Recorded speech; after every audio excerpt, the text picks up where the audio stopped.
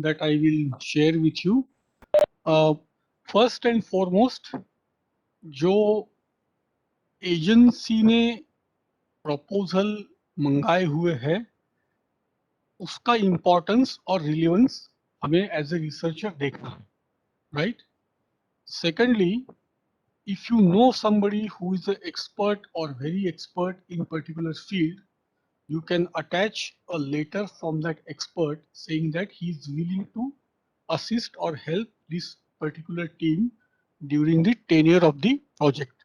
Okay. Then for experimental research, the development of hypothesis. Okay. First, it has to be testable. It should be the basic premise of your proposal. And once the hypothesis is formed and focused, it should drive the rest of the proposal. इसका मतलब पूरा के पूरा proposal केवल और केवल आपका hypothesis driven होना चाहिए. Then that hypothesis has to be bigger than aim or objective also. Rationally, for each study linked to an aspect of hypothesis. अगर उसको लेके आप कुछ और करना चाहते हो, सब स्टडी करना चाहते हो या सब डिस्क्रिप्शन देना चाहते हो, उसका रैशनल है and naturally the potential outcome of the experiment link to proving और disproving the hypothesis. Avoid typographical grammatical spelling error, use large font, make it easy to read, include subheading, lot of spacing, high quality figure का मतलब है कि आप अगर कई बार candidate website से कुछ कॉपी करके पेस्ट कर देता है, वो दिखता तो अच्छा है बट उसका जब प्रिंट आउट लेते हैं तो उसका रिजोल्यूशन खराब हो जाता है. तो आपको पेस्ट करना होगा, तो आपको अडोबे फोटोशॉप में जाके उसका रिजोल्यूशन बढ़ा के वो आपको रिजोल्यूशन बढ़ा करके उसको पेस्ट करना पड़ेगा, right? Then minimize author defined acronym, मतलब आप 38 दाखवत आहे आपके हिसाब से कोई डिफाइन मत करो, ठीक है? Provide potential pitfall and alternative solution. जो मैंने आपको शुरुआत में बताया कि अगर कहीं दिक्कतें आ सकती है तो आपको ऑल्टरनेट सॉल्यूशन उसका देना पड़ेगा. की budget very simple. Okay. Abstract is the key and work on it. अगर आप एब्स्ट्रैक्ट सही तरीके से लिख सकते हो. स्पीकर नाही आहे याला. अरे आवाज नका करू, मला आवाज येतोय कोणाचा तरी. सोनाली रावणेकर रेवणकर, मला आवाज येतोय तुमचा. आवाज येत असेल तर माहिती नाही. Abstract is the key, work on it. Okay. अब जो एक्सपर्ट रहते कमिटी के, उनसे कुछ कमेंट हमको मिले. ओके. मैं कुछ लोगों को पर्सनल तौर पे भी जानता हूँ. जनरल डिस्कशन में वो लोग बोलते हैं कि क्या क्रिटिसिज्म होता है. नंबर वन जो होता है, रिसर्चर ने सही तरीके से उसको लिखा नहीं. जो प्रॉब्लम है वो जस्टिफाई नहीं किया गया. क्यों? वो साइंटिफिक नहीं है, वो एक्सपेरिमेंटल नहीं है, या उसकी प्रायोरिटी प्रोग्राम से मैच नहीं होती, या उसका प्रिलिमिनरी डेटा अवेलेबल नहीं है. ओके. हाइपोथेसिस आपने लिखा नहीं है, अच्छे तरीके से प्रेजेंट नहीं किया है, राइट? आपकी स्टडी है वो डिस्क्रिप्टिव है. आपके ऑब्जेक्टिव हायपोथेसिस को ऍड्रेस नाही करते हैं. सोनाली मॅडम, तुमचा आवाज येतोय मला, तुमचा म्यूट करा. ऑब्जेक्टिव जो है वो हाइपोथेसिस को एड्रेस नहीं करते and objective are to diffuse, they are not focus. तो आपका एम, ऑब्जेक्टिव और हाइपोथेसिस पे आपको बहुत ज्यादा काम करना पड़ता है, अनलाइक अवर पीएचडी सिनॉप्सिस. ओके. देन तर तिला सांग एंड करायची होती, तिचा फोन लागत नाही. आवाज आ रहा है मेरे को. सोनाली मैडम, तुमचा आवाज येतोय मला. चार्जर चालू होता ना रूम वो मध्ये. अनम्यूट करके बात कर रही हूँ, उनको सुनाई नहीं दे रहा हो किसी से बात कर. बाबाला विचार ना, बाबा. Approach and the method lack detail. Okay. आप जो रिसर्च डिजाइन करते हो और उसके लिए जो अप्रोच प्रेजेंट करते हो, तो उसमें आप डिटेल पूरे तरीके से देते नहीं हो. जिससे कि उसका ठीक आहे, पोटेंशियल अर्ध्या सक्सेस के घडी लिए लागला छान उसको तिला इवैल्यूएट सांगायला. किया जाए.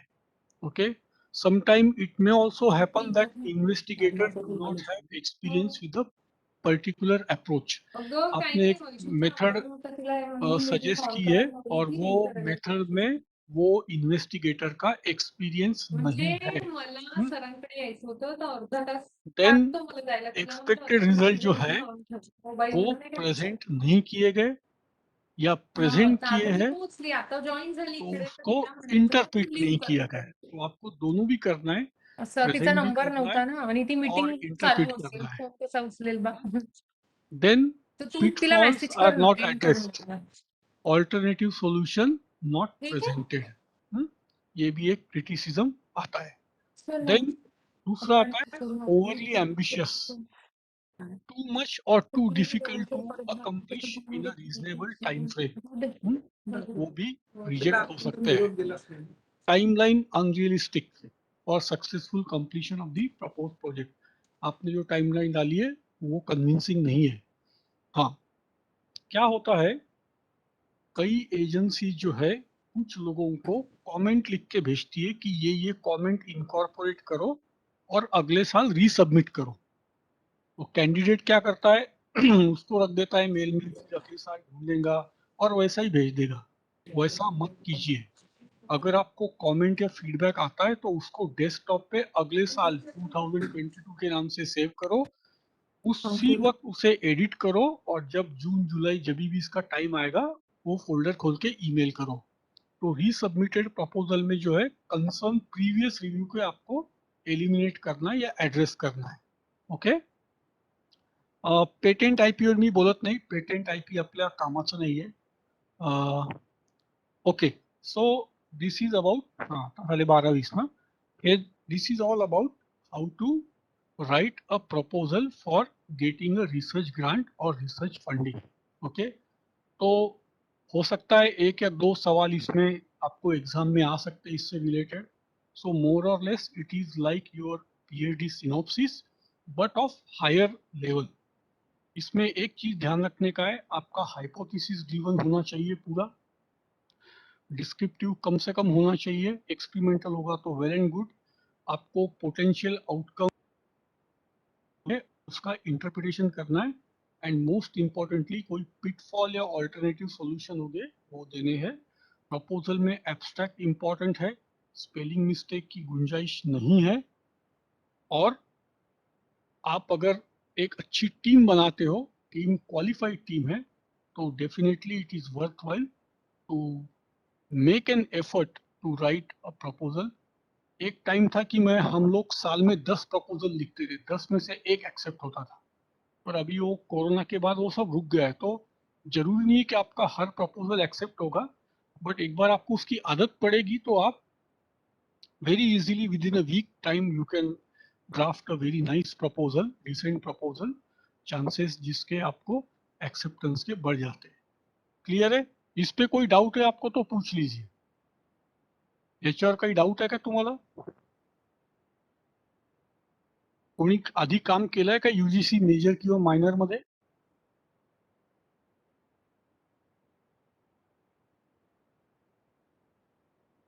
किया है कि किसने काम पहले कोई प्रोजेक्ट पे?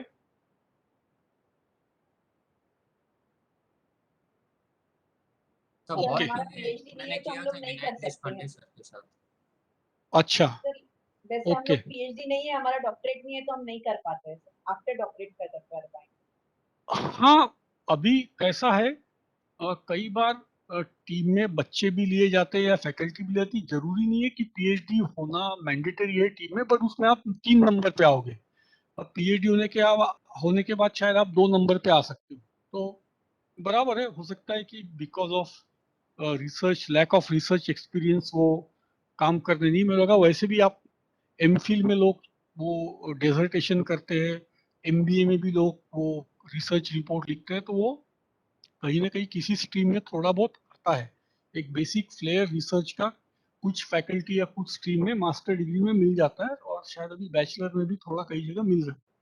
तो anyway, those who are curious and those who want to pursue research as their hobby, this session would be very helpful to them as to how to write, because unless you write, nobody is going to accept you. और एक बार आपने फिर then the rest depends on आपका काम किस तरीके से करते हो, वो मैटर करता है. तो आपको लिखना भी आ गया और काम करना भी आ गया, तो then there is no shortage of money, and you can not only get satisfaction but also you get to meet lot of people, and you also can earn decent money also. So it is a win-win-win situation. तो जिन लोगों को ये करना है उनके लिए शायद वो एक बेहतरीन ऑल्टरनेटिव हो सकता है. Now we will come to the last session of my series. ये दिख रहा है क्या आपको? एथिक्स. हाँ, आपको दिख रहा है, ये स्लाइड दिख रही है? Yes, sir. Ji. Yes, sir.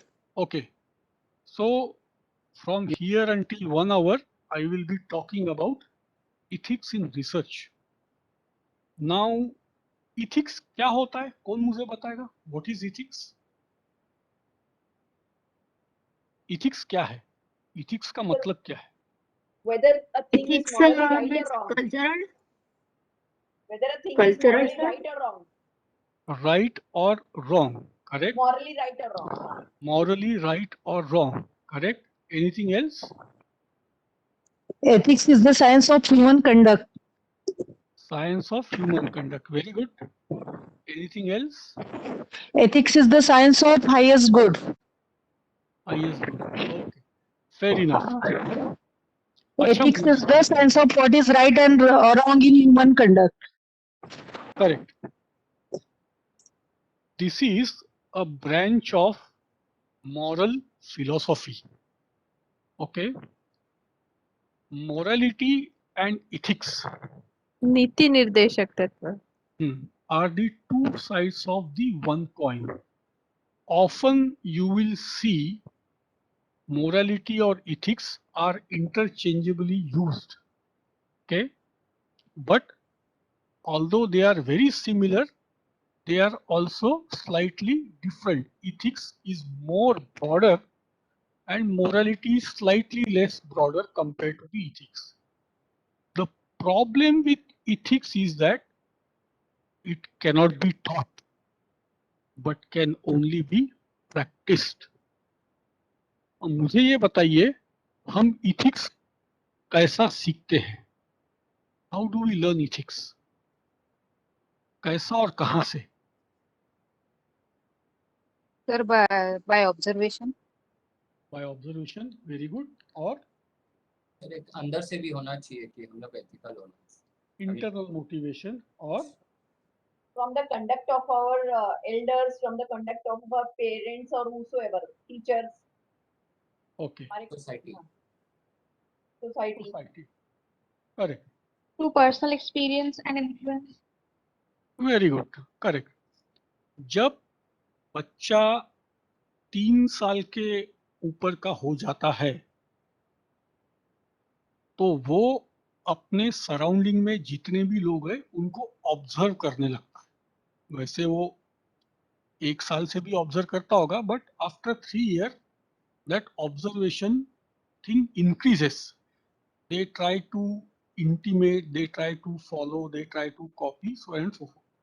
Once the kid reaches 5th year, the observation starts to drive the questions.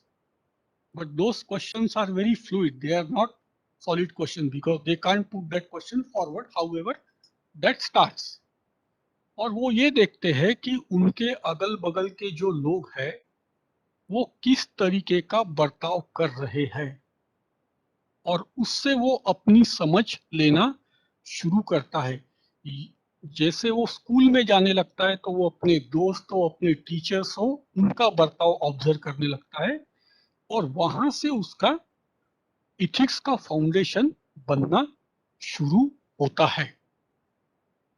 अब मेरी एक स्टूडेंट थी, उसको 4 या 5 साल की बेटी थी. तो एक बार हम किसी फैमिली फंक्शन में थे तो वो मेरे स्टूडेंट का फोन बजा. फैमिली मतलब बहुत क्लोज, ज्यादा लोग नहीं थे, कुछ क्लोज लोग थे. तो उसने फोन उठाया और फोन पे बताया कि वो बाहर है घर. कुछ काम में है, बाहर है वो। तो उसके 4-5 साल के लड़की ने पूछा फोन रखने के बाद, मम्मी आपने झूठ क्यों बोला? क्योंकि वो लड़की को ये सवाल पड़ा होगा कि मेरी मम्मी तो यहाँ है, फिर इसने फोन पे क्यों बताया कि मैं बाहर हूँ?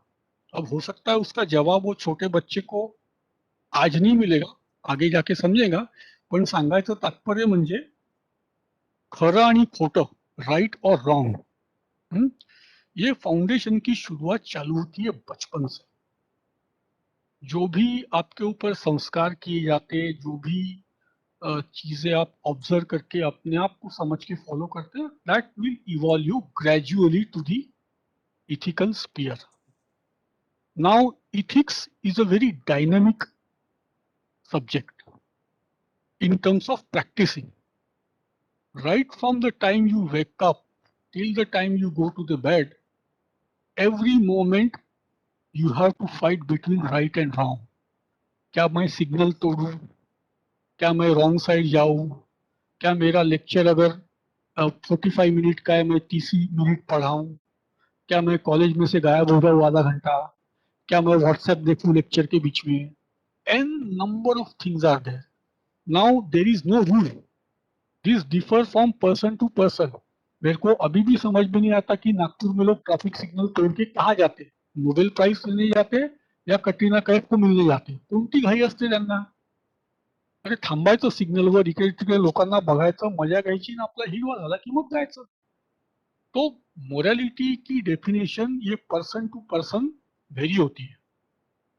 इसके कोई रूल्स और रेगुलेशन नहीं है, इसके लिए कोई पनिशमेंट भी नहीं है.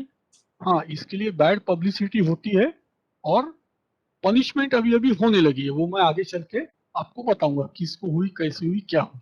Right now when it comes to the research, okay, जैसे आप लोग अभी पीएचडी कर रहे हो, मेरे हिसाब से हिंदुस्तान में कोई भी यूनिवर्सिटी या कॉलेज ऐसा नहीं है कि जो रिसर्च करने वालों को फॉर्मल इथिक्स की ट्रेनिंग देते. फॉर्मल आपके गाइड ने आपको इथिक्स के बारे में बताया क्या? 100% में बोलता हूँ नहीं बताया. तो ये केवल इंडिया में नहीं है, ये दुनिया में है की वॉइस ब्रेक होत आहे.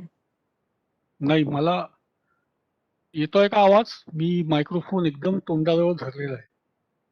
येतोय आवाज? यस सर, क्लिअर आहे. Yes sir. ओके. बोलत आहे सर. अरे रिलायन्सचा ब्रॉडबँड लावलाय 500 रुपये महिन्याचा. एनीवे, सो किसी को फॉर्मल ट्रेनिंग नहीं दी जाती है कि रिसर्च करते समय इथिक्स का फॉलोअप कैसे करना, how to follow ethical principle while conducting a research. ये कहीं दुनिया में नहीं दिया जाता है. कुछ लोगों के गाइड होते हैं, मेंटर होते हैं, इनको पुअर नॉलेज दिया जाता है, ओके, और वो भी इनफॉर्मल नॉलेज हुआ जाता है, बिकॉज जो नॉलेज देने वाला होता है उसके पास खुद को इथिक्स का फॉर्मल एजुकेशन नहीं होता है. तो कुछ गाइड हो या कुछ मेंटर हो, वो बता देते हैं कि असं नका करू, तसं नका करू वगैरह, सो एंड सो फोर्थ. उतना ही है. अब जो कन्वेंशनल विजडम है, जो मेंटर से स्टूडेंट तक आती है इथिक्स की, that is not uniform. That probably differs widely from laboratory to laboratory, place to place, university to university. मेरा ये भी एक थॉट प्रोसेस था कि एटलीस्ट इसका एक फॉर्मल 5-6 घंटे सब रिसर्च करने वालों को इसका ट्रेनिंग देना अच्छा होगा. बट वो एडमिनिस्ट्रेशन लेवल के लोग शायद उसे नहीं मानते, इम्पोर्टेंस नहीं देते. अभी आप देखो एमबीए के करिकुलम में इथिक्स आ गया है पिछले 5-6-7 साल से. अब कई जगह पे इथिक्स पढ़ाया जा रहा है. सो yes, it is coming slowly, but as of now it is still very fluid, it is not there. आपके एग्जाम के एंगल से ये प्रिंसिपल 6 के 6 principle very very important. Okay, these are the 6 ethical principles on which the entire or the almost all the ethical world functions. पहला principal है truth, सच्चाई. What is so unique about truth? सांगा बरं. What is so unique about truth?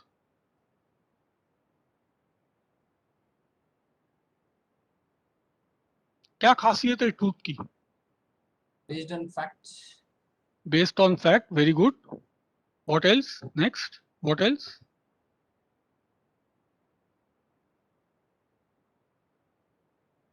और क्या होता है? सांगा ना, Sir, काही it can Sanga. be proved. It can be proved. Okay, fair enough. और It is It is a based on set the of present beliefs. approach. Okay, fair enough. Cannot be और manipulated. cannot be manipulated. Okay, very good. अजून? Yes. अजून और कुछ सोच सकते हो? सोचो. एज ए रिसर्चर आपका काम केवल और केवल सोचना चाहिए. सगळे केस Cannot be पांढरे denied. झाले पाहिजे. It cannot be denied. You are very close. The truth is absolute. Universal. Absolute का मतलब है there is no secondary to it. मैं ये नहीं बोल सकता कि पौनीकर मैडम इज 80% ट्रू और 90% true. No, it is either 100% true और 100% not true. So truth is absolute. Okay. और दुनिया में भारत ही एक ऐसा देश है जिसके एम्बलम पे लिखा है सत्यमेव जयते. और हम जब छोटे थे तो उस समय जितनी भी टीवी पे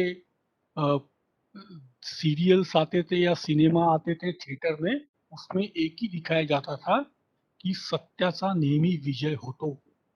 हीरो जीतता था और विलन हारता था.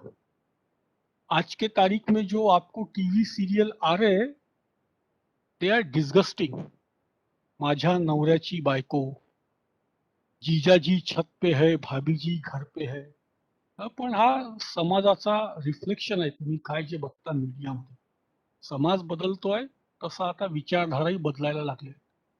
But truth always comes out. ये ट्रूथ की सेकंड खासियत है. आप चाहे कितना भी छुपाओ, कितना भी छुपाओ, सच्चाई बाहर आके रहती ही है. आपको अगर लग रहा होगा आपको आपके कॉलेज में कोई बारीक में क्लास की कोई लड़की या लड़का अच्छा लग रहा है, आपने दूसरा सिम कार्ड खरीद के कुछ कार्यक्रम जमा भी लिया, चल रहा है सब बारीक में, 1 साल 2 साल 5 साल 10 साल 20 साल चल रहा है. एक दिन वो बाहर आएगा जिस दिन आप VC का शपथविधी ले रहे होगे उस दिन. त्याच्यामुळे कोणतंही वाईट कृत्य करायचं नाही. तुम्हाला जर वाटत असेल की मी या वाईटापासून मी आतापर्यंत वाचलोय 3 वर्ष 4 वर्ष 5 वर्ष, माझं वाईट माझ्यासोबतच जाईल, हा चुकीचा समज आहे. ट्रूथ ऑलवेज कम्स आउट और उसको आपको इसी जन्म में उसका हिसाब देके जाने का है. इसीलिए कोई भी गलत काम करने से परहेज रखिए अपने आप को. सोचिए ये आज गलत हुआ तो इसके फल आपको भुगतने पड़ेंगे.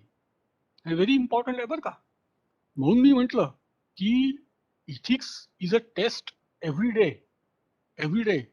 हो सकता है आप किसी क्लास के टीचर हो, आपकी कोई फेवरेट स्टूडेंट होगी या स्टूडेंट होगा, नेचुरल है, मैं ये नहीं बोलता हूँ, इट इज नेचुरल.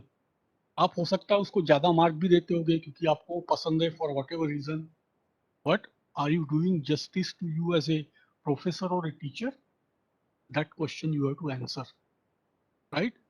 आता जे समाजात चाललेलं आहे, म्हणजे पुण्या मुंबई सारख्या शहरामध्ये डिवोर्स रेट हा 29% आहे. काय होत आहे हे? याच्यामध्ये बरेच फॅक्टर आहेत. सो पैसा आला लोकांकडे, कम्युनिकेशन आलं, ट्रॅव्हलच्या सुविधा आल्या, लोक करतात. आता कोणी काय करावं हे त्याचं त्यांनी ठरवावं, कारण त्याची भरपाई त्यालाच द्यायची. He has to settle his own account. इसलिए मेरी बहुत विनम्र विनंती है कि गलत राहों पे जाने से बचो. ये चाहे रिसर्च हो या फिर लाइफ का हो, गलत काम करने में ही मजा आता है. फिर जब पकड़े जाते हैं तो फिर आर्यन खान हो जाता है बेचारा. गलत काम मत करो. म्हणून नैतिकतेसाठी तुम्ही अलर्ट असणं आवश्यक आहे. काय हे जे मी करतोय ते मी स्टेट ऑफ अलर्टनेस मध्ये करतोय की मला कोणी इन्फ्लुएंस केलाय, हिप्नोटाइज केलं म्हणून मी ते करतोय. Right. Truth always comes out. अब मैं इसको आपका एक किस्सा बताता हूँ.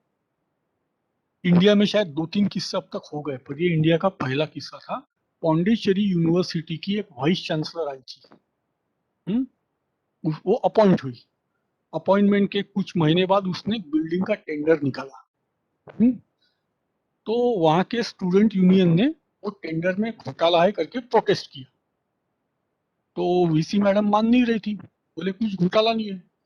तो स्टूडेंट लोगों ने क्या किया, उसका बायोडेटा निकाला, राइट टू इंफॉर्मेशन, माहितीचा अधिकार। उसके बायोडाटा में एक श्रीलंका की पीएचडी थी। स्टूडेंट ने वो यूनिवर्सिटी को कांटेक्ट किया, उन्होंने राइटिंग में लिख के दिया ऐसी पीएचडी हमने ऐसे मैडम को कभी दी नहीं। फिर उसके बायोडाटा में एक रिसर्च पेपर था जो उसी यूनिवर्सिटी के एक स्टूडेंट ने लिखा था, पर वो मैडम ने अपना नाम लेके छापा था। वो हो गई दूसरी केस। ये 2 केसेस लेके स्टूडेंट यूनियन गए गवर्नर के पास। पौंडीचेरी का गवर्नर बैठता है तमिलनाडु में, और उस समय वो थे अपने नागपुर के बनवारी लाल। उसी रात को वीसी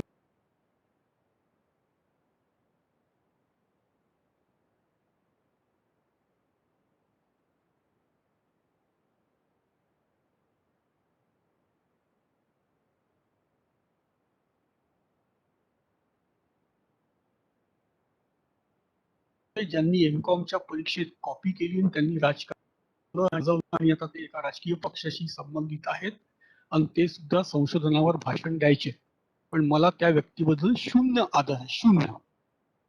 ओके, तुम्ही तुमचा आदर तुमच्या पदाने नहीं, तुम्ही तुमच्या वर्तणुकीने अर्न करायचा है, राइट। सो कोई भी गलत काम मत करो। अगर तुमको आगे जाना है तो तुम्हारा ट्रैक रिकॉर्ड होना बहुत क्लीन जरूरी है, बहुत जरूरी है, बहुत। Because we are living in an information age and anything can be dug out, found out anytime, and your image can be tarnished। एक महाराष्ट्र में यूनिवर्सिटी है, वहां के वीसी रिटायर्ड होने के 15 दिन पहले एक स्कैम ओपन हुआ। इसमें ऑफकोर्स पॉलिटिक्स होता है, कुछ वैयक्तिक स्कोर असतात सेटल करायचे होतं, पण त्यांचा बायोडेटा पब्लिक झाला। बायोडेटा खोटा होता। राज्यपालांकडे तक्रार गेली की तुम्ही याला निवडलं कसं। ते मोठ्या व्यक्तीचे नातेवाईक होते, पॉवरफुल होते पॉलिटिकली, पण 15 दिवस त्यांनी सुट्टी घेऊन घेतली। मग ये होता है, ऐसा मत करो। मैं ये नहीं कहता कि, और आपको ये भी ऑनेस्टली बोल देता हूँ, आप अगर ईमानदारी के राह पे चलोगे तो आपको बहुत तकलीफ होगी। आप अगर वो तकलीफ झेलने के लिए तैयार हो गए तो आपके लिए एक बहुत बड़ा अवार्ड है, वो अवार्ड आपको मिलके ही रहेगा। चॉइस आपका है, आपको क्या चाहिए, अभी तकलीफ और बाद में अवार्ड, या अभी अवार्ड और बाद में तकलीफ, ये आपको अपने आप डिसाइड करना है। ये हो गया प्रिंसिपल नंबर 1। इथिक्स का दूसरा प्रिंसिपल है फ्रीडम, स्वातंत्र्य। जिस दिन आपको आरआरसी कमेटी के तरफ से लेटर मिला, उस दिन से लेके 60 महीने तक आपको पूरा फ्रीडम दिया गया है। आप रिसर्च किस तरीके से करोगे, प्रोवाइडेड हर साल जो भी आपका नियम है आपको प्रोग्रेस देना है, आपको बीच में कोई भी पूछेगा नहीं। You have been given full freedom to conduct your research. Okay, so you should not make misuse of that freedom. What do I mean by misuse? मैंने ऐसे भी लोग देखे जिन्होंने पैसे देके पीएचडी की डिग्री खरीदी, ऐसे भी लोग देखे मैंने, कुछ काम नहीं किया, नाम के आगे डिग्री है, 5 डिजिट में तनख्वाह मिलती है सरकार की है, वो उनका लुकआउट है। आपको फ्रीडम दिया गया है तो आपको काम करना है 5 साल में, और वो काम करके ही आपको आपकी डिग्री अर्जित करनी है। काम कम ज्यादा हो सकता है, नो डाउट, पर आपको बिना काम किए अगर कुछ करना है तो वो आप अपने आप ठहरा सकते हो। तीसरा प्रिंसिपल है जिम्मेवारी, रिस्पॉन्सिबिलिटी। मला हे सांगा, फ्रीडम कोणाला दिलं जातं हो? किसको मिलता है freedom? One who is responsible. One who is responsible, right. कोणी दिले हे उत्तर? मिनल। हाँ हा, मॅडम तुम्हाला मुलगी आहे का लहान वगैरे? नाही सर, मुलगा आहे। किती मोठा आहे तो? 25 वर्षाचा आहे. अच्छा, खूपच मोठा मोठा आहे म्हणजे. बरं, हाँ. मोठा है तो. तो तुम्ही आमच्या क्लबच्या मेंबर आहात. हाँ मान सर. लीजिए आपको एक छोटा लड़का या लड़की है, हम लड़की जी. की बात करते हैं. आपकी लड़की जी. 10-12 साल की है हाँ और जी. आपके घर का नियम है कि रात को 7 बजे के पहले घर में आने का, और आपकी जी. बेटी पिछले 5-6 साल से बराबर वो नियम को फॉलो कर रही है. अभी एक दिन आपकी बेटी आती है और बोलती, मम्मी या पापा मेरे दोस्त का बर्थडे, आज मेरे को जाना है, मैं रात को 10 बजे आऊंगी. What you have to do as a parent? You should give her the freedom. Permission. Yes sir. उसको फ्रीडम देने का है. Why? Ji. Because all these years she was responsible. Yes. She was responsible, hence she must be given the freedom. आप जिस college में काम करते होंगे ना, वहाँ पे ऐसे मास्टर होंगे जो बारीक में गायब हो जाते हैं. कुछ कॉलेज में प्रिंसिपल के रूम में मास्टर लिखा रहता, बाहर जाते समय यहाँ साइन करो, लिखना पड़ता क्योंकि मास्टर बीच में से गायब हो जाते. कुछ टीचर लोग ऐसे भी होते जो बेचारे 11 से 5 पूरा टाइम कॉलेज में रहते, उनको कभी प्रिंसिपल पूछेगा नहीं, वो एक दिन अगर गायब हो गए या 2 घंटे के लिए गायब हुए तो. पर जो रेगुलर गायब होते हैं ना, वो गायब हुआ कि फिर खबर पहुंच जाती प्रिंसिपल के पास, वो गायब हो गए करके. तो those who are responsible always get the freedom. इसीलिए you as a PhD student are deemed highly responsible. Hence, you are given the freedom to conduct your research, and you should make use of that freedom very, very responsibly. ठीक है. चौथा principal आहे integrity. तर integrity हा खूप complex शब्द आहे इंग्रजी भाषेतला. मला बरेचदा लोक विचारतात, साहेब याचा एक्झॅक्ट अर्थ काय? एकनिष्ठता मराठी में. एकनिष्ठ, आपको काम करते समय एक निष्ठ होकर आपका रिसर्च करना है. आपको आचार्य की पदवी मिलने वाली है साहब. ये काफी बड़ी डिग्री होती है. इसके बाद आपको एक तो डिलीट मिलेगी या तो फिर कोई और पद्मश्री वगैरह मिलेगी, तो अवॉर्डेड होती है. बट डिलीट आप कर सकते हो. सो डिलीट के नीचे की ये पदवी है जो बहुत बड़ी पदवी. आपको एक निष्ठ होके काम करना है. एक निष्ठ का हमारे इतिहास में कौन सा एग्जाम्पल है? वो एग्जाम्पल है एकलव्य का. जब गुरु द्रोणाचार्य ने उसको धनुर्विद्या सिखाने से मना किया तो उन्होंने द्रोणाचार्य जी का पुतला बनाया, धनुर्विद्या सीखी, और जब गुरु के पास गए तो गुरु ने उनका अंगूठा मांग लिया, वो भी दे दिया. काम करताना एक निष्ठ होऊन करा बर का. मैं मेरे फॉरेन के तजुर्बे से कहता हूँ, इंडिया में काम करने के तरीके बहुत गलत है. बाहर हम बहुत अच्छे तरीके से काम करते थे, कुछ भी काम हो. म्हणजे मी राहतो तिथे आता मेट्रोचं काम संपलं, ते सामान पसरलेलं आहे, की सिमेंटच्या सळाकी पसरल्या आहेत, कॉन्क्रीटचे. आणि मग इकडे आपले मंत्री पोमाडेगी करते ते, हम विश्व ग्रुप बन गए ना, ये हो गए ना, फलाना हो गए. आपण व्यवस्थित पद्धतीने काम करणारा समाजच नाही आहे. नाहीये, मी छाती ठोकून सांगतो. आपका थीसिस ऐसा होना चाहिए कि 0 एरर, 100% एक्यूरेसी आप टारगेट करो. आप जब 100 टारगेट करोगे तो आप 90 पे आओगे, 85 तक पहुंचोगे. एक कृपा करून कौन सा भी काम लगना चाहिए कि ये मेरा प्रोडक्ट है. तुम्हाला अभिमान वाटला पाहिजे की yes, this is my product, I have dedicated enough time and effort in making that product. Right. तो इंटीग्रिटी से मेरे को और एक चीज आई जिसका एग्जाम्पल मैंने कल आपको दिया नहीं था. मला एक सांगा, आता आपल्याकडे गौरी गणपती, आता नवरात्र चालू आहे. आपण जेव्हा प्रसाद बनवतो देवाचा, शिरा बनवतो प्रसादाचा, तो चविष्ट का बरं लागतो त्या दिवशी? तो खूप चांगला का लागतो?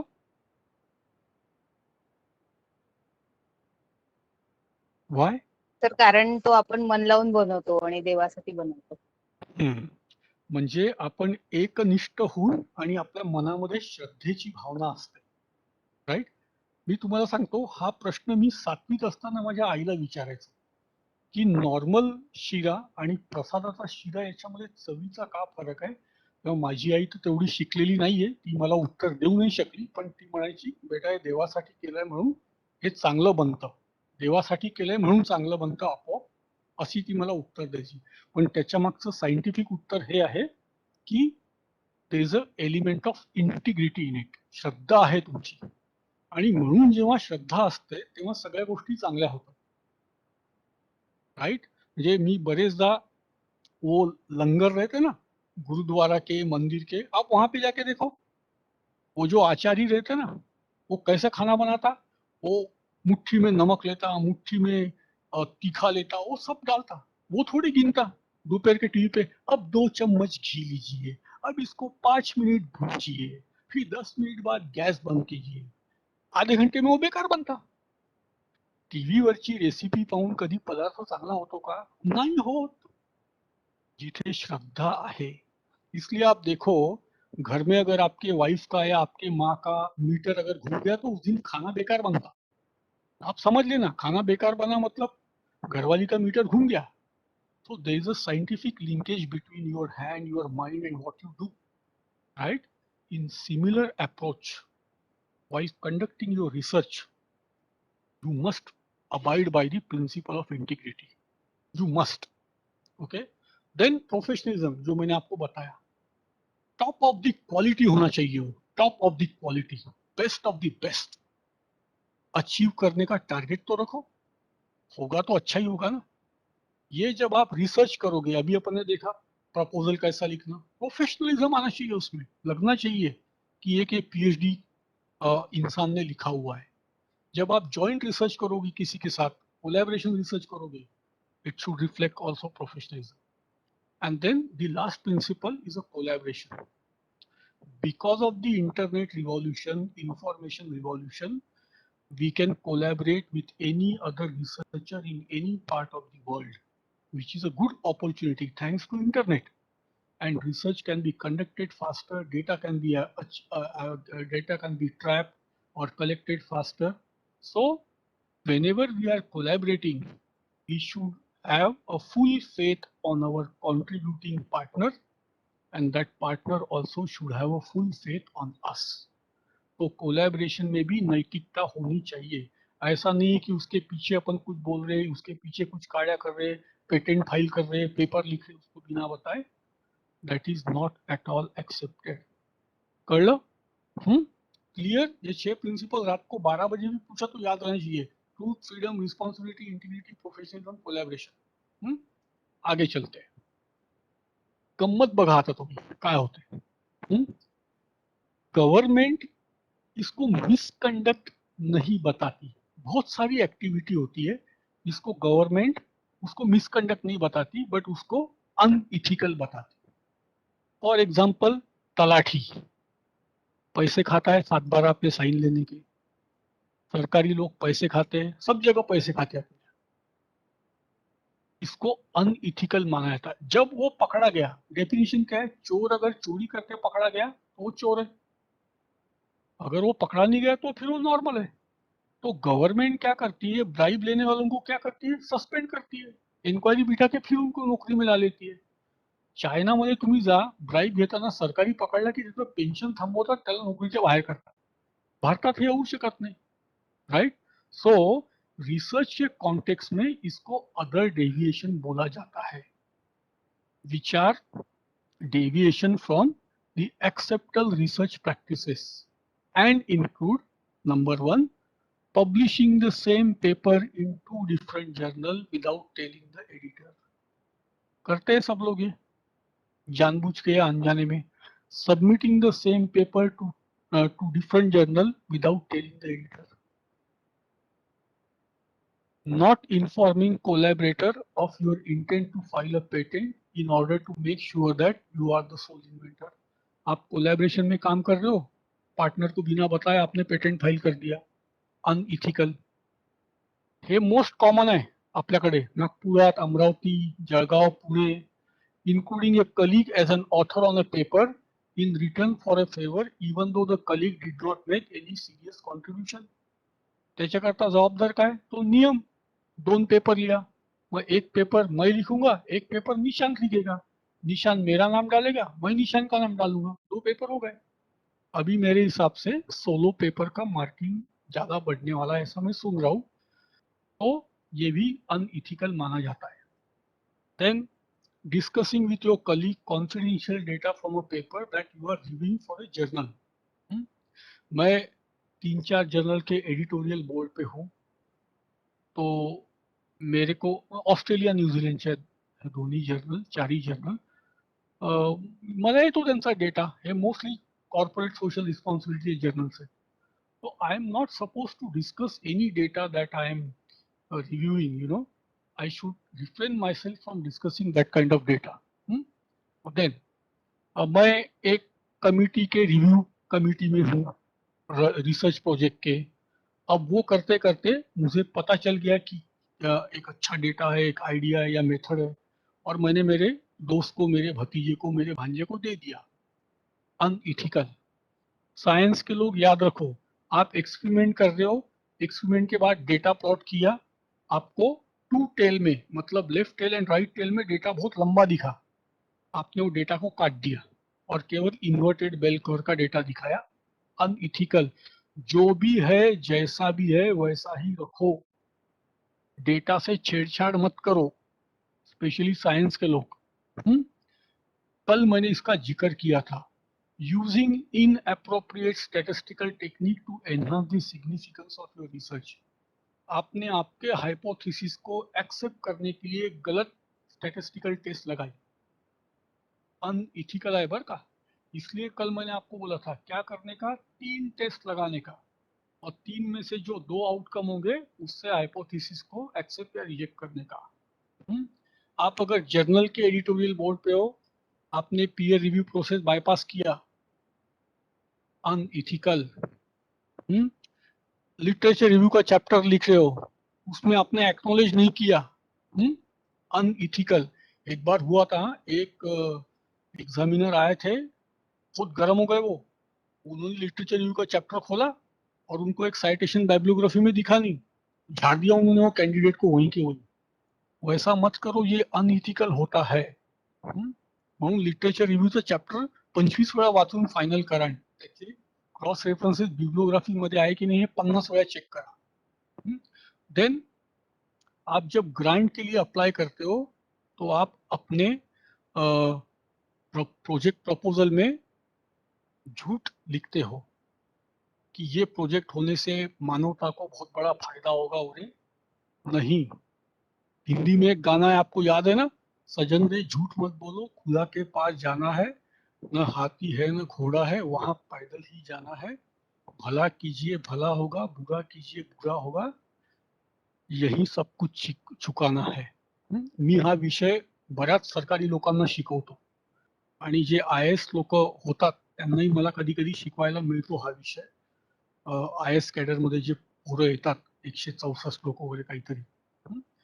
कहीं भी झूठ मत बोलो, आपके जॉब एप्लीकेशन या CV पे भी झूठ मत डालो, ये सब पकड़ा जाएगा. हे मी एक तुम्हाला एक सांगतो. आप और एक चीज बता देता हूँ, जब आप गाइड बनोगे, अपने यहाँ एक्सप्लॉयटेशन के कई सारे टूल्स और टेक्निक अवेलेबल है. एक्सप्लॉयटेशन केवल अपने यहाँ नहीं होता, पूरी दुनिया में होता. फॉरेन में वो लॉन्ड्री करने को बोलता, कपड़े इस्त्री करने को बोलता, घास काटने को बोलता, साइकिल सुधारने को बोलता. अपने यहाँ बोलता भाऊ पाकिट दे दे, काम खत्म, शाम को बिठा सावजी में. अपने यहाँ अलग तरीके. या फिर दिवाली के टाइम मिठाई दो गाइड को, ये करो वो करो. तुम्ही जेव्हा गाइड बनाल ना, कोणाकडनं काही घ्यायचंही नाही, कोणाला काही द्यायचंही नाही. समझे. उसून उसे अपनी जिंदगी जियो. म्हणून अटाय सर कभी गाइड बनत नहीं. मेरे को ये सिस्टम ही पसंद नहीं है. काम करना है करो, ये तो हटाओ. आपके रिसर्च रिकॉर्ड जो होते हैं वो आपको रखने पड़ते हैं. आप थीसिस कंप्लीट करने के बाद आपकी soft copy, hard copy, questionnaire, ये आपको एक रीजनेबल टाइम फ्रेम के लिए रखने पड़ेंगे. अगर आपने नहीं रखे, डिस्ट्रॉय कर दिए, दैट इज अनइथिकल. देन जो कल मैंने बात आपको बताई थी, सिनोप्सिस ने RRC कमिटी ने आपको एक तरीके से काम करने को अप्रूव किया, आप थीसिस में भलते जगह चले गए. That is unethical. You should not deviate significantly. आपको आपके लाइन के बीच में ही रहना है. राम नाम जपना, पराया माल अपना. अनइथिकल. किसी का काम चोरो मत, किताबें चोरो मत, पेपर चोरो मत, डेटा चोरो मत. Then do not make unauthorize copy of data in computer program. आता तुम्हाला एक गंमत सांगतो, हे जे मी तुम्हाला दाखवतोय हे मायक्रोसॉफ्ट हॅक केलेलंच आहे.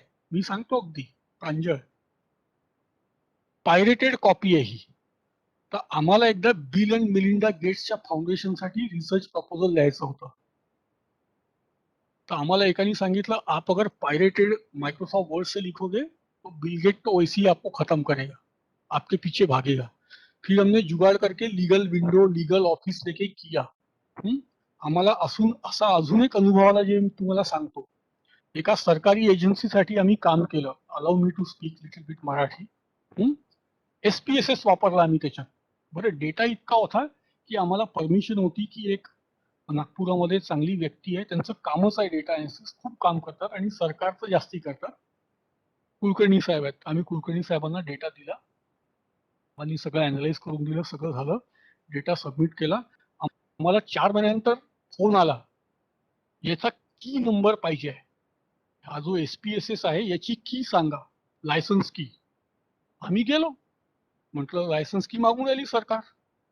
त्यांनी चेक केलं, त्यामुळे अरे यार ये गलती से पायरेटेड से किया बोले मैंने. बोला आम्ही त्यांना सांगितलं ये पायरेटेड से हो गया गलती से. तर ते म्हणे वो डेटा लेके पुन्हा आओ. पुण्यामध्ये त्यांनी आम्हाला 3 माणसं दिले, 3 दिवस. लीगल सॉफ्टवेअर होतं त्यांचं आणि त्या लीगल सॉफ्टवेअर मधनं मग ते डेटा एनालिसिस झाला. तो याद रखो आप एक कंप्यूटर के आप एखादी फाइल भेजते हो ना, उसको भी फुटप्रिंट होती है, वो चेक किया जा सकता है ये लीगल है की इलीगल है. करू नका, आपला देश गरीब आहे, पण शक्यतोवर नैतिकता पाळायचा प्रयत्न करा. फार्मेसी के लोग रहते, दवाई की कंपनियां रहती, ये ओवर एस्टिमेट करते क्लिनिकल सिग्निफिकेंस. जैसे स्पुटनिक लॉन्च हुआ रशिया का वैक्सीन स्पुटनिक वी, वो 90% एफिकेसी बोल रहे थे. टेस्ट कितना हुआ था 23,000 24,000 25,000, उसके ऊपर 90% क्लेम कर रहे थे. तो बऱ्याचदा या अशा कंपन्या करतात. ते करणं अनइथिकल आहे. ये एग्जाम में आपको आएगा, याद रखो. टाइप 2 एरर याद रखने का. अब ध्यान से इसको पहले पढ़ो और मैं जो बोलता हूँ सुनो. मैं हिंदी में बात करूंगा. Failure of the research design. आपका डिजाइन फेल हुआ है. आपने जिस तरीके से रिसर्च किया है वो फेल है. मतलब क्या? A research design that has a high chance of a type 2 error is unethical because it wastes resources. इसका मतलब क्या? जिस तरीके से आप रिसर्च कर रहे हो और जिसमें एक बहुत बड़ी चांस बनता है, बहुत बड़ा चांस बनता है कि टाइप 2 एरर उसमें आएगी, तो वो अनइथिकल है क्योंकि आपका समय पैसा व्यर्थ होगा. अब सवाल आता है कि सर ये चेक कैसे करना. मेरे को स्टूडेंट हमेशा पूछते हैं भाऊ इसको चेक कैसे करने. अब इसको चेक करना भी आता और नहीं करना भी आता. ओके, दोनों है. नहीं करना ज्यादा है, डिफिकल्टी इसको चेक करना. अब ऐसा हुआ तो क्या होता मैं आपको बताता हूँ. We are accepting the null hypothesis when it is in fact it is false. Null म्हणजे काय? H0. ऑल्टरनेटिव हाइपोथेसिस मतलब क्या? H1. आपका रिसर्च का डिजाइन गलत है तो आपने गलती से नल को एक्सेप्ट कर लिया जबकि वो रिजेक्ट होना चाहिए. अभी आपको भी मालूम नहीं, आपने टेस्ट लगा दी, हो गया. तो सवाल ये उठता है कि आपने HO को रिजेक्ट क्यों नहीं किया? क्योंकि जेन्युइनली वो करेक्ट था या आपने गलत स्टैटिस्टिकल टेस्ट लगा. मेरी आप सभी से बहुत नम्र विनंती है कि स्टैटिस्टिक्स से खिलवाड़ मत करो. बहुत कॉशियसली केयरफुली डेटा अपना लो. किसी भी एक्सपर्ट तज्ञ के साथ बैठो, हफ्ता भर समझा लो और उसी के बाद टेस्ट लगाओ. किसी और से करवाना है तो समझ लो क्यों लगा रहे हो. मैं आपको और एक एग्जांपल देता हूँ. ये मेरा शायद लास्ट वाइवा था कोरोना के पहले का. राजस्थान के एक यूनिवर्सिटी के वाइस चांसलर आए थे, रिटायर्ड वाइस चांसलर, एग्जामिनर बन के. मैनेजमेंट का वाइवा था, चल रहा है. वो आया उसके डेटा और सैंपल पे और उसने लगाई थी chi square test, association of attribute. Very good. तो ये वाइस चांसलर साहब ने उसको सवाल पूछा, do you know the limitation of chi square test? उसका क्लीन बोल्ड, सब क्लीन बोल्ड, मेरे को भी मालूम नहीं था लिमिटेशन क्या है। नेचुरली जब एग्जामिनर ऐसे सवाल पूछता तो वो वाइवा के रूम में 5 मिनट ऐसा सन्नाटा आता है, 1-2 मिनट तो आता ही है। फिर उसने नहीं बोल दिया तो फिर चल आगे चल बोले। मी झालो अस्वस्थ, मला स्वतःला माहित नव्हतं याची लिमिटेशन काय आहे। वाइवा संपला, नमस्कार चमत्कार झाले, बाहेर गेल्यावर मैंने सर को पूछा, sir honestly I do not know the limitation of chi square, can you please elaborate me, what is it? तो वो बोले, Nikhil, when n becomes greater than 25 chi square become irrelevant। मैंने बोला, सर मजाक कर रहे हैं आप, हम तो 1200 सैंपल पे chi square चला रहे। तो वो हंसने लगे, वो बोले irrelevant का मतलब ये नहीं है कि वो फेल होती है, उसकी एक्यूरेसी कम होती है। तो फिर मैंने सर को पूछा, सर अगर 25 सैंपल पे ही अगर chi square चलती है ठीक से, तो फिर chi square को हटा देना चाहिए पीएडी में से। तो बोले नहीं, बोले आप अभी भी काय स्क्वेअर लगाओ बट उसकी रिलायबिलिटी कम। और मी स्वतः खूप काय स्क्वेअर वापरतो, 700-800 सॅम्पल माझे नेहमी असतात रिसर्च मध्ये। पण मग नंतर मला कळलं कि स्टैटिस्टिकल टेस्ट के भी लिमिटेशन होते हैं। तो मेरी आपसे एक ही दरख्वास्त, मैं भी सीख रहा हूँ अभी, मैं अभी 50% आ गया हूँ स्टैटिस्टिक्स, मेरे को भी बहुत टाइम है और सीखने के लिए। आप समझ के काम कीजिए, बिल्कुल समझ के काम कीजिए। कौन से डेटा को कौन सी टेस्ट लगा रहे हो 10 बार सोचिए, समझ लीजिए क्यों लगा रहे हो, डिफेंड कीजिए। हाँ, एक बार एक ऐसा भी मैंने देखा कि 1 टेल की जगह 2 टेल क्यों लगाई। वो कैंडिडेट बहुत होशियार था, उसने जो जवाब दिया मेरे को नहीं लगता वो एग्जामिनर को समझा होगा। उसने बोला वेरी गुड वेरी गुड, आपको जवाब देना आना चाहिए, क्यों लगा रहे हो और वही क्यों लगा रहे हो वो आपको एक्सपर्ट बता पाएगा या आपको एक्सपर्ट बनना पड़ेगा। अब आते हैं पब्लिशिंग पे। आप रिसर्च पेपर पब्लिश करते हो क्योंकि आपको करियर को। हाँ बोलिए बोलिए सर, आस्क मी। सर ये जो टाइप 2 एरर में आपने बताया था ना, टाइप 1 टाइप 2, वो थोड़ा क्लियर नहीं हुआ, सॉरी। नहीं, टाइप 1 नहीं है, टाइप 1 टाइप 2 वो डायबिटीज रहते, ये अपनी केवल टाइप 2 एरर है। ये टाइप 2 एरर का मतलब सिंपल लैंग्वेज में आपने नल हाइपोथेसिस को एक्सेप्ट किया जबकि वो गलत है। ये पहला इसका प्रीमाइस। वैसा क्यों हुआ? आपकी टेस्ट इनएडिक्वेट है या आपका डिजाइन गलत है। कर लो, आपका रिसर्च डिजाइन अगर, अब देखिए आपका नाम क्या बोला? मुरली मनोहर। और मेरे को हाँ मुरली जी, ऐसा है प्रॉब्लम क्या है अपने सिस्टम में, ये ऑल ओवर इंडिया है।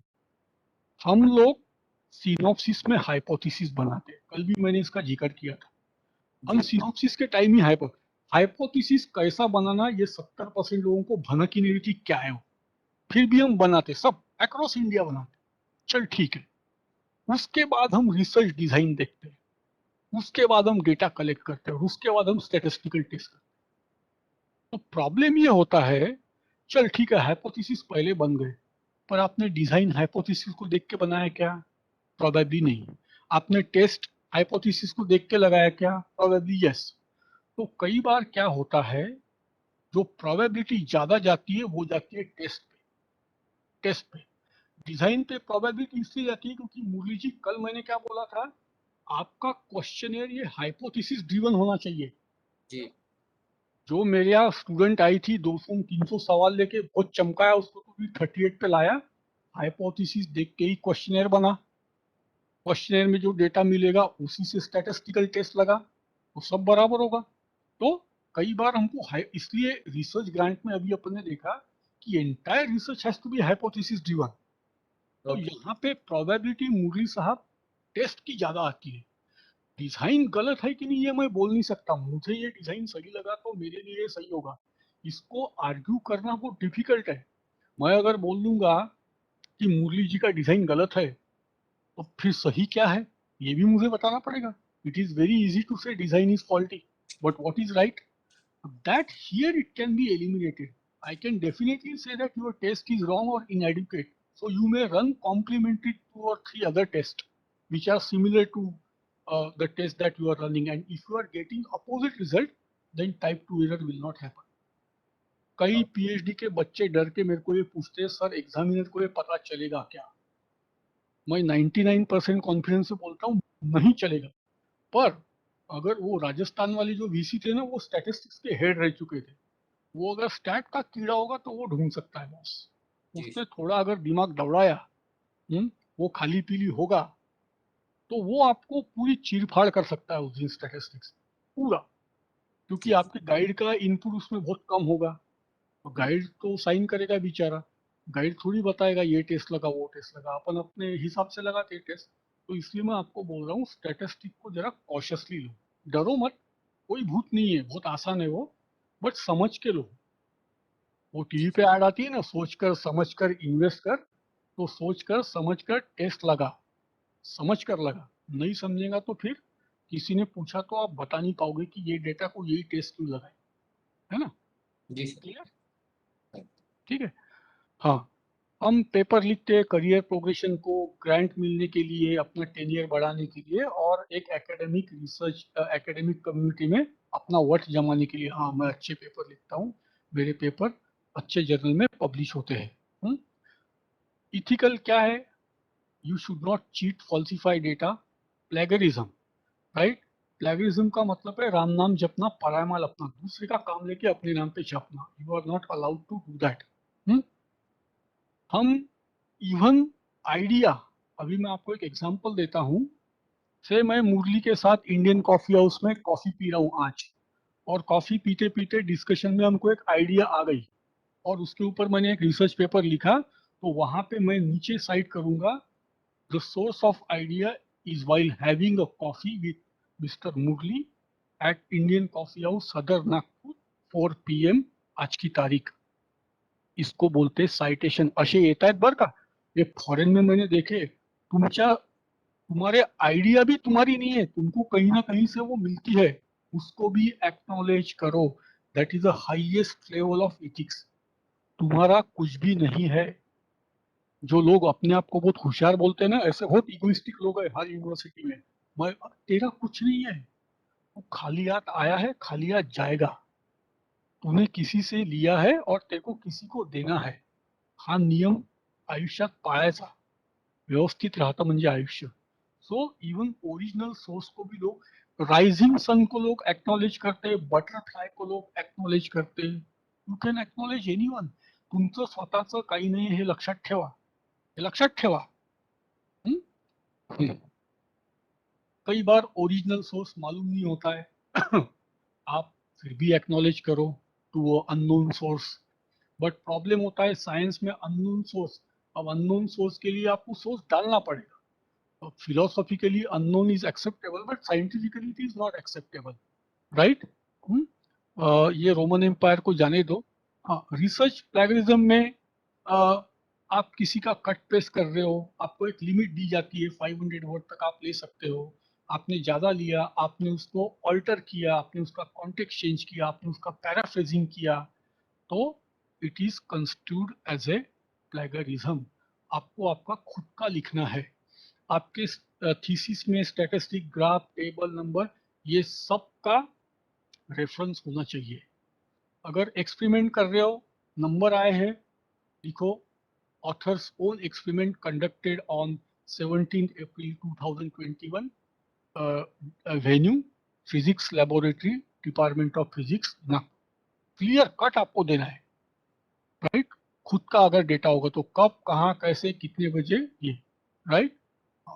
देन कोट आते हैं, राइट? तुम मुझे खून दो, मैं तुम्हें आजादी दूंगा, अच्छे दिन आएंगे, ना खाऊंगा ना खाने दूंगा। सिंगल कोट, डबल कोट को याद रखने का। कोटेशन जो होते हैं वो कोटेशन मार्क में आते हैं, राइट? सो अगर हमने किसी का टेक्स्ट अगर कोटेशन मार्क में नहीं डाला तो फिर वो लगेगा वो मेरा है, राइट? तो हमको उसे कोटेशन में डालना है, ये हमको याद रखने का है। देन पैराफ्रेजिंग, मैंने मुरली का एक लिया और उसको घुमा दिया और मैंने उसको अपना क्लेम किया, also considered as a paraphrasing. और even taking a direct quote, not allowed. Okay, direct quote आप लो बट उसको साइटेशन में डाल दो। साइटेशन में डालोगे it is ethical, right? Then plagiarism कई बार इंटेंशनल नहीं होता है, कई बार गलती से हो जाता है, राइट? कई बार आपने कोटेशन मार्क डालना भूल गए, कई बार आपने उसको साइट करना भूल गए, ये गलती होती है, बट ये गलती रिपीट नहीं होनी चाहिए। एक आधी आपको मिली थीसिस में, 2 मिली तो चलेगा, बट उससे ज़्यादा नहीं मिलनी चाहिए, और रिसर्च प्रपोजल में तो एक भी नहीं मिलनी चाहिए। Okay, so the golden rule है कि आप लिटरेचर रिव्यू का या कंक्लूजन इंटरप्रिटेशन का चैप्टर लिखते समय नोट, या वो एक्सेल में आती है या माइक्रोसॉफ्ट वर्ड में भी आती है, नोट्स लिखिए सो दैट आप तुरंत उसको बिब्लियोग्राफी में ट्रांसफर कर पाओगे। That way you will be safe from avoiding. Then public knowledge and plagiarism. अब सबको मालूम है Mahatma Gandhi was assassinated in 1948, ये पब्लिक नॉलेज है, पब्लिक डोमेन में, इसको आपको साइट करने की जरूरत नहीं है। बट आपने अगर लिख दिया कि Gandhi was killed by knife and not by the bullet, then you need a citation to such a theory. या फिर आपने ऐसा लिख दिया on the morning of October 8 after drinking Darjeeling tea, Netaji Subhash Chandra Bose came outside and he said तुम मुझे खून दो। भाई तुझे आजोबा होते का तिथे, का तुझा पंजोबा होता का तिथे? लोग ऐसी कहानियां लिखते हैं। पब्लिक नॉलेज को छेड़छाड़ नहीं करने का, वो बिना साइटेशन भी इथिकल माना जाता है। बट आप अगर कुछ कॉन्स्पिरेसी, जैसे अभी एक नई थ्योरी आई है, आपको मालूम है क्या गांधी जी को चौथी गोली लगी थी? आपको मालूम है? माहिती आहे का तुम्हाला? नवीन थेरी आली आहे, गांधीजींना चौथी गोळी लागली होती, 3 नाही। मग आता कोणी मारली? आत्ताच का कळलं? जसं नेताजी सुभाषचंद्र बोस, मी बोस साहेबांचा खूप मोठा फॅन आणि त्यांच्यावर खूप अभ्यास करतो। नेहरूंनी सांगितलं बोस साहेब तायवानमध्ये मेलेत, बोस साहेब जिवंत होते, बोस साहेब 1991 मध्ये मेले रशियात। मग प्रश्न येतो त्यावेळेस ते भारतात का नाही आले? नरसिंहराव होते, राजीव गांधी होता, बोस साहेब रशियामध्येच मेलेत। बोस साहेबांची मुलगी आहे जपानमध्ये, त्यांचे पुतणे वगैरे आहेत ते कोणते बोस कलकत्तामध्ये। ये पब्लिक नॉलेज में जो है कि mister Netaji Bose died in a air crash in Taiwan, ये पब्लिक नॉलेज में। पर अगर अटाले सर लिखते कि वो रशिया में मरे तो मेरे को साइट करना पड़ेगा, कहाँ से मैं ला रहा हूँ ये जानकारी। म्हणून पब्लिक नॉलेज को हेरफेर नहीं करना। देन आता है मेडिकल रिसर्च, जो कल भी मैंने जिक्र किया। आप कभी वो काय तो शब्द आहे मला माहित नाही, मेडिकलचे लोक वो मुर्दे को काट के करते हैं, कुछ पढ़ते हैं, झूलॉजी वाले जो है वो मेंढक वेंढक को काटते हैं, फार्मेसी वाले चूहे को दवाई देते हैं, so and so fourth. Dissection sir. हाँ, डिसेक्शन डिसेक्शन डायसेक्शन जो कई शब्द है, तो ये सब करते समय मेडिकल साइंस में जहाँ पे ह्यूमन और एनिमल इंटरफेस होता है रिसर्च में, वहाँ पे इथिकल कंसिडरेशन जरूरी है। कौन से? फॉर एग्जाम्पल आप अगर कोई दवा का टेस्ट कर रहे हो, हाँ, जैसे कैंसर का टेस्ट कई बार बड़ी बड़ी कंपनियां करती है, तो उसमें level 1, level 2, level 3 final stage के पेशेंट को अलग अलग डोज दिए जाते हैं। पार्टिसिपेंट को पूरी जानकारी देनी चाहिए, कौन सी रिस्क है, क्या बेनिफिट है, so that they will make a inform decision. भारतामध्ये अंगुठा छाप लोकांना खोटं बनवून दलाल लोक खूप पैसे घेतात, आणि मध्ये केस झाली होती, काही लोक मेलेत त्याच्यामुळे। फार्मेसी वाली कंपनी, फार्मास्यूटिकल कंपनियां भी बहुत अनइथिकल है। गुजरात में सरोगेसी इसलिए बैन हो गई क्योंकि वो बीच वाला दलाल बहुत पैसे खाता था, और वो गाँव वाली औरत से पैदा कर लेता था और उसको 10,000 रुपए दे देता था 9 महीने के। हे सगळे अनइथिकल इश्यूज येतात। So we have, as a researcher, we should be very careful in thought and consideration that informed consent will be taken from the participant in our particular test. Also medicine science में research का justification कई बार escalate किया जाता है जानबूझ के, वो भी अनइथिकल होता है। आपको पार्टिसिपेंट का प्राइवेसी का डेटा मिलता है, पार्टिसिपेंट का पूरा मेडिकल हिस्ट्री का मिलता है, वो भी किसी को डिस्क्लोज करना आपके लिए अनइथिकल होता है। आपको इन्फॉर्म कंसेंट लेना है, आपने अगर इन्फॉर्म कंसेंट नहीं लिया, उसको बिना बताए जोखिम वगैरह क्या है, तो उसको अनइथिकल माना जाएगा, और उसके साइड इफेक्ट या पोटेंशियल हार्म जैसे अभी अपन ने कोविडशील्ड ली तो कुछ लोगों को चक्कर आई, कुछ लोगों को कुछ हुआ, ऐसा हुआ, बट जनरल आईसीएमआर ने बताया था इसके साइड इफेक्ट है कि 15 मिनट वैक्सीन लेने के बाद आपको बैठना है, बीपी चेक करना है, आपको चक्कर फक्कर नहीं आ रही है तो आप घर जाओ. आणि त्यांनी आपल्याला एक क्रोसिनची गोळी दिली होती. तर ताप आला तर क्रोसिन खाऊन घ्या. मी घेतले 2 डोस, पहिला 1 एप्रिलला घेतला, दूसरा 13 मेला घेतला. मेरे को कुछ भी नहीं हुआ. उन्होंने बताया था शराब नहीं पीना 7 दिन, बाकी नॉर्मल रहो. तो साइड इफेक्ट आपको पोटेंशियल हार्म जो है वो बताना जरूरी है, राइट. ये लास्ट स्लाइड है. डॉक्टर वोंग थे कोरिया के, ये रातों रात हीरो बने. इन्होंने स्टेम सेल के ऊपर रिसर्च किया था. इन्होंने 2004 फरवरी में डिक्लेयर किया कि इन्होंने 30 क्लोन ह्यूमन एम्ब्रियो बनाए हैं. मई 2005 में उन्होंने ये बोला कि ये जो 11 लोग थे उनके स्किन के स्टेम सेल से स्टेम लाइंस बनाई गई 11 लोगों के. नवंबर 5 में डॉक्टर वोंग ने अपोलॉजी की, उसके ओन रिसर्चर के एक्स का इस्तेमाल किया उसने. ये नहीं किया, खुद के रिसर्च टीम में से एक लिए उसने. दिसंबर 15 को उनका एक कलीग ने बोला ये पूरा रिसर्च 100% झूठ था. और दिसंबर 13 को एक पैनल का फाइंडिंग आया, ये पूरे रिजल्ट फैब्रिकेटेड थे. ये ह्यूमन क्लोनिंग का बड़ा साइंटिस्ट बना था जो एक ब्रेक थ्रू था, बट वो 100% झूठा था. और इसलिए इन्वेस्टिगेशन पैनल ने बोला this is a serious wrong doing that has damage the foundation of science.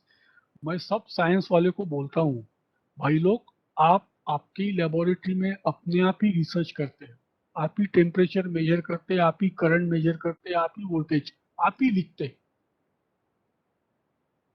झूठा मत करो, पकडा जाएगा. एक आजच्या सेशन पासून तुम्ही मला फक्त इथिक्स करतात लक्षात ठेवा साहेब, की अटाळे सरांनी इथिक्स बद्दल सांगितलं जे आम्ही जीवनात वापरू. झूठ नहीं, जैसा है वैसा, बाकी का देखा जाएगा. आता आम्ही कॉर्पोरेट मधनं आलो ना, कॉर्पोरेट मध्ये खोटं बोलावं लागायचं, पण मला कॉर्पोरेट मधनं एक कळलं, तुम्हाला डिफेंड करता आलं पाहिजे. तुम्ही जर डिफेंड करताय ना मग सगळं ठीक आहे, मग तुम्हाला काही खोटं करायची गरज नाही. तुम्ही सांगा कुठे चूक असेल तो एक्सेप्ट करा. तो मैं साइंस वालों से बहुत हम्बल रिक्वेस्ट करता हूँ, फैब्रिकेट मत करो डेटा को. इवन नॉन साइंस वालों को बोलता हूँ कि 100 क्वेश्चनर भर लिया और उसको 400 में कन्वर्ट कर लिया. अरे 5 साल का टाइम है ना यार तुम्हारे पास, आराम से काम करो ना. पीछे मुड़ के जब देखोगे 70 साल के होने के बाद तब लगेगा अरे क्या मजा आई थी जब डेटा कलेक्ट किया था, प्री पीएचडी किया था, ये किया था वो. मजा आनी चाहिए, हा तुमचा सुखद अनुभव आला पाहिजे. तो आई होप कि मेरे कल के और आज के सेशन में आपको कुछ चीज़ें सीखने मिली होगी. आप उनको कहीं ना कहीं इम्प्लीमेंट करने की कोशिश कीजिए. सक्सेस फेल्योर छोड़ दीजिए और एक अच्छा रिसर्चर बनने की एक गुंजाइश कीजिए. और आगे जो आपके साथ लोग जुड़ेंगे, बच्चे एज ए रिसर्चर, उनका माइंड फ्रेम शेप करने के लिए आप भी एक स्टेप लीजिए सो दैट वो एक अच्छे रिसर्चर बन सकेंगे. ये अगर हम ऐसा करते रहे तो हमारे देश में हम कुछ अच्छे रिसर्चरों की आगे चल के डिमांड देख सकते हैं, एक हौसला आ सकता है लोगों को अच्छा रिसर्च करने का. So thank you again for listening. और एक इथिकल प्रोटोकॉल के लिए गंमत म्हणून तुम्हाला सांगतो बरं का. हा करेक्ट प्रोटोकॉल आहे इथिक्सचा. नाव, कॉमा आणि पीएचडी तुम्ही डॉक्टर लावू शकत नाही.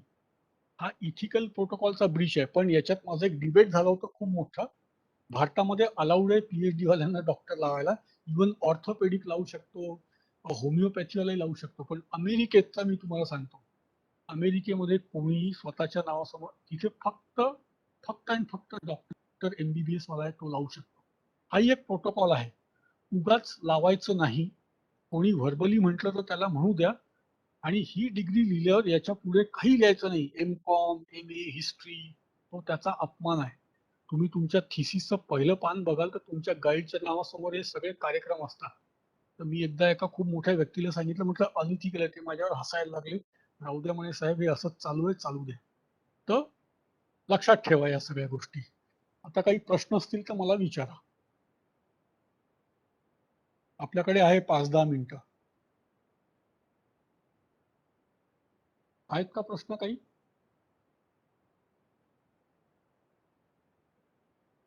विचारा ना प्रश्न. काही विचारा, कालचं आजचं. So right now we don't have any question. I don't have any question, but in future, if anything is required, so can you help us, sir?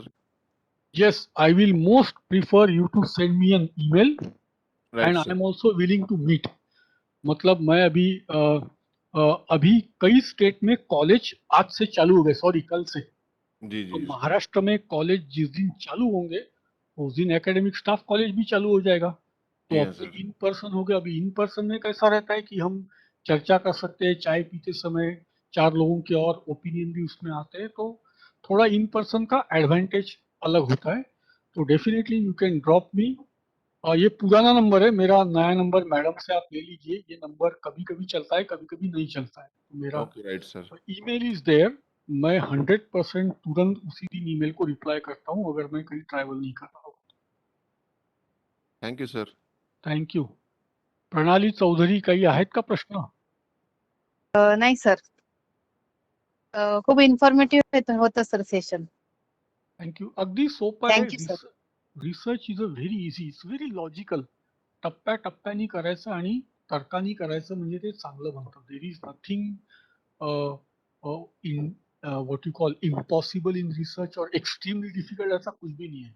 आप उसका जितना आनंद लोगे वो उतना अच्छा बनते जाएगा.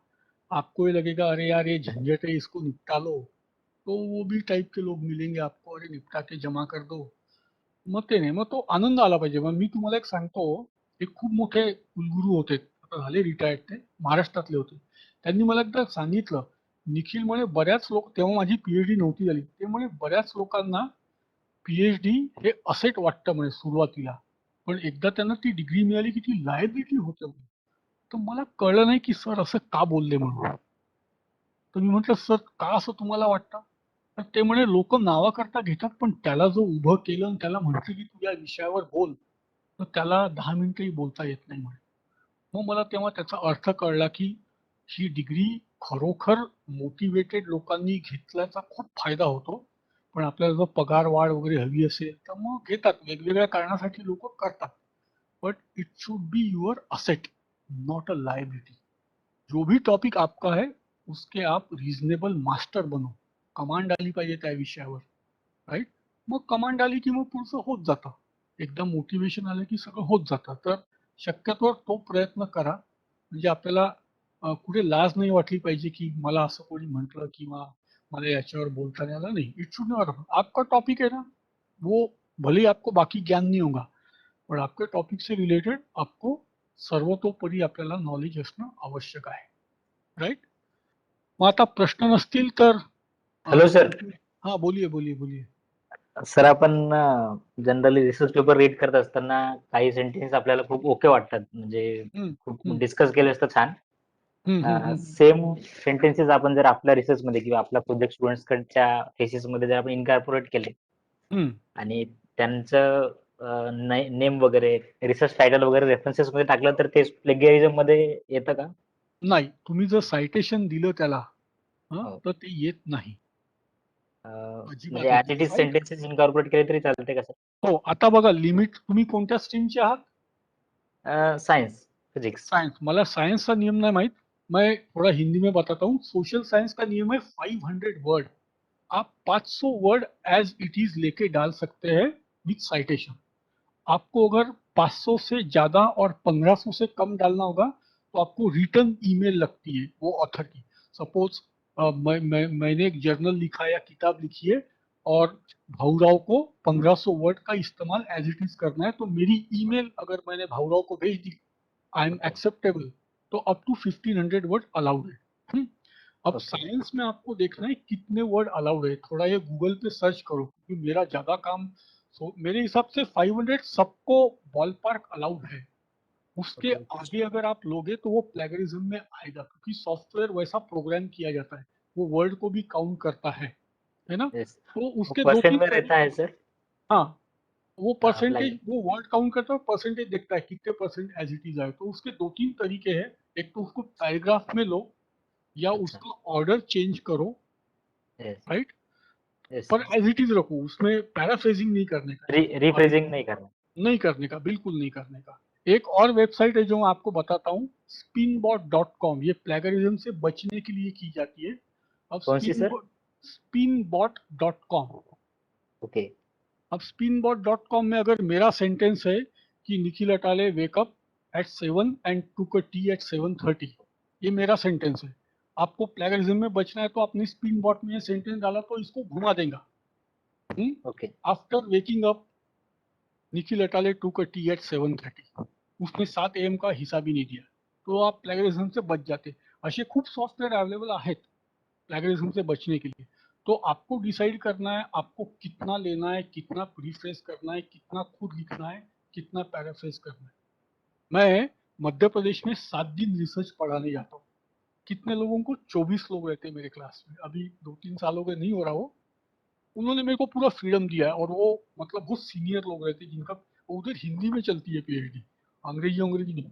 तो मैं उनको 7 में से एक दिन एकदम इंस्टेंटली बोलता हूँ 2 पन्ने लिखो मेरे साथ आपके रिसर्च के। आपको बताता हूँ लिखने में बहुत तकलीफ होती है लोगों को, एक पन्ना लिखते लिखते आधा घंटा हो जाता है, पर मेरे को, मैं उनको सरप्राइज देता हूँ, चल लिख बेटा, खुद लिख, बता और जमा कर मेरे पास। स्वतः लिहिणं एक पान हे खूप कठीण आहे बरं का। म्हणून मी तुम्हाला सांगतो 300 पानाच्या वर प्रबंध लिहू नका। हे 1300 पानं जे छापते ना, ते काहीतरी गोलमटोल करून आणते। स्वतः लिहा हो। मग 50 पानही चांगले आहेत, पण आपल्याला नियमामध्ये बसायचं, आपल्या विद्यापीठाचे नियम जे काही आहेत त्याच्यात, तर ते व्यवस्थित करा। त्याच्यात प्लॅगरिझम वगैरे मध्ये सापडू नका। ओके एक विद्यापीठ असंही मी बघितलंय आता, वायवा चालू असताना तो ऑपरेटर दुसऱ्या खोलीमध्ये प्लॅगरिझम चेक करते तुमचा, आणि तो मध्ये मध्ये चिट्ठा आणून देते, ये प्रॉब्लम है। मतलब वो कैंडिडेट को भलता ही टेंशन आता, मैं इसके जवाब दूं कि प्लैगियरिज्म के जवाब दूं। तो ऐसा भी हो रहा है अभी। तो अभी कैसा है, इंफॉर्मेशन बहुत एडवांस हो गई है। तो खुदा ना खास्ता अगर कहीं आ गया वो, तो और टेंशन बढ़ता अपना। तो काम जल्दी जल्दी करो, जल्दी जल्दी निपटाओ, अच्छा करो और ले लो डिग्री, ओके सर है ना। थँक्यू सर चला, तुम्हाला परत एकदा धन्यवाद 2 दिवस शांततेने ऐकल्याबद्दल। आणि जर काही प्रश्न वगैरे असतील तर अवश्य विचारा मला नंतर ईमेल मध्ये वगैरे। और आणि किसी को ऑल द कुछ बेस्ट। पूछना है? सगळे आज ओके मोड मध्ये दिसत आहेत सगळे। नाही सर, तो त्यांचे डाउट झाले असतील क्लियर आय थिंक. हाँ, है ना। तो कल का पहला सेशन और ये सेशन आज का, ये एग्जाम के एंगल से थोड़ा हेवी होगा, तो इसको ध्यान से करो। थ्योरेटिकल फ्रेमवर्क और रिसर्च ग्रांट, आपको एग्जाम में ज्यादा सवाल नहीं आएंगे, एक आध दो आएंगे। ठीक है, ओके, चलो। थैंक तो you so all the much sir. Best. Yes, all the Yes. Best. Thank you, So sir. on behalf thank you sir of UGC HRDC Nagpur, I Thank you, sir. extend my thanks to Dr. Nikhil Atare sir for all the sessions from yesterday's and today's sessions. Thank you so much sir. पुढच्या वेळेस physical मध्ये घ्या madam, सांगा आता कुलगुरूंना, गेला corona म्हणून। Thank you all of you. Now we will take break and our next session will start at 2 o'clock. Okay, I am ending the meeting. Thank you. Thank you, ma'am. Thank you.